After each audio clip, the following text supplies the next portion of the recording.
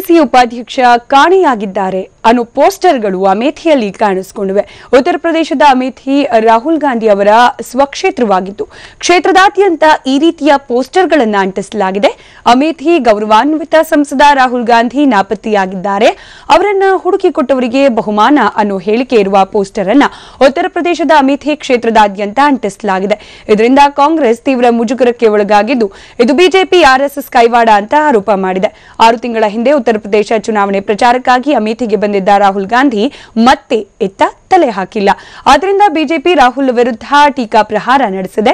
ಅಲ್ಲದೆ ಪೋಸ್ಟರ್ಗಳಲ್ಲಿ ರಾಹುಲ್ ಗಾಂಧಿ ನಡವಳಿಕೆಯಿಂದ ಶ್ರೀ ಸಾಮಾನ್ಯರಿಗೆ ಅವಮಾನ ಆಗಿದೆ, ವಂಚನೆ ಆಗಿದೆ ಅಂತ ಕೂಡ ಬರೆಯಲಾಗಿದೆ. ಆದರೆ ಈ ಬಗ್ಗೆ ಪ್ರತಿಕ್ರಿಯೆ ನೀಡಿರೋ ಜಿಲ್ಲಾ ಕಾಂಗ್ರೆಸ್ ಅಧ್ಯಕ್ಷ ಯೋಗೇಂದ್ರ ಮಿಶ್ರಾ, ಇದು ಕಾಂಗ್ರೆಸ್ಗೆ ಕೆಟ್ಟ ಹೆಸರು ತರೋಕೆ ಬಿಜೆಪಿ ಹಾಗೆ ಆರ್ಎಸ್ಎಸ್ ಮಾಡಿರುವ ಷಡ್ಯಂತರ ಎಂದಿದ್ದಾರೆ. ಈ ಬಗ್ಗೆ ಪೊಲೀಸರಿಗೆ ದೂರು ನೀಡುವುದಾಗಿ ಕೂಡ ಅವರು ತಿಳಿಸಿದ್ದಾರೆ.